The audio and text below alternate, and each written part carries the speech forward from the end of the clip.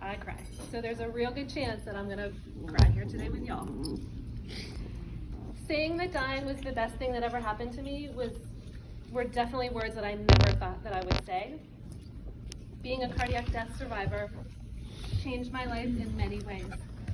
It put things into perspective for me, my outlook on life, how I prioritize, and simply trying to just live in the moment, cherish it as much as possible. For me, it's all about mindset. After dying, I lived in denial for quite some time. It took 2 years for me to share my story publicly. Talking about it definitely turned an event that initially felt too big for me to handle into something that ended up truly changing my life in many positive ways. Luke is the love of my life. I mean, how stinking cute is he, right? I've called him Cute Luke from day one, and I still refer to him as that today. I fall more in love with him every day. And really, after this, I had no choice. My parents were like, you're staying with him no matter what. He's a lifer. Prior to Luke, I wasn't even sure if I wanted to have children. After meeting him, I realized that I just hadn't met the right person before, and that I couldn't imagine not raising a family together. I knew that he would be the best dad, and he is.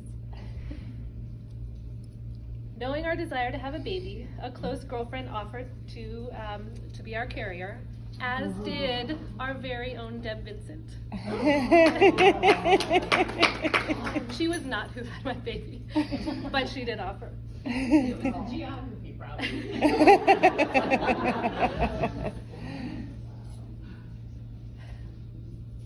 So many needles, so many shots that I would have to give myself. I had no idea that if I would be able to manage the process. But I had Luke, and so I knew that we could do it together. Hearing how much the IVF process would cost, on the other hand, was both discouraging and overwhelming. And the hardest part was that there was absolutely no guarantee that we would end up being pregnant, or how many times we would need to try. We were fully prepared to go into debt if it meant that we could be parents. Why am I telling you all of this? While we waited for the process to begin, I kept on doing my thing, working my jewelry business, pretty casually. Inside conversations at parties, I shared my excitement about the baby process. The more I shared, the more people wanted to know and help. I was blown away by the love and support I felt from complete strangers. Though I wasn't sharing to ask for help, this business is all about relationships and connecting with people.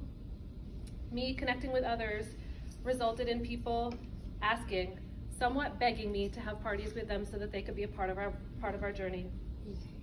I started to realize that I had something right in front of me, my jewelry business, that could help us reduce some of the debt we were about to take on. What I never could have imagined was, in the end, it allowed us to walk away from the process completely debt-free.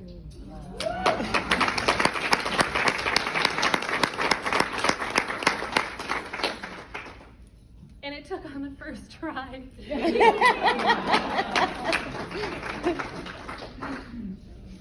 I truly had no idea what this business or I was capable of. I partied like a rock star to be able to buy my baby. Yeah. Also something I never thought I would say. It was then that I realized that my little old jewelry business was so much more than just jewelry. I'm gonna tell you a secret, and it's a secret you need to tell all your friends. We have an incredible opportunity here. It's a gift, really. An opportunity to have something that's our own, to provide more fun, more jewelry, more girlfriend time, and for me, it was about the income. Initially, though, it was all about the jewelry. Regardless of what our why is, it's an opportunity that others deserve to know about. This business could be someone else's game changer, just like it has been for me and my family.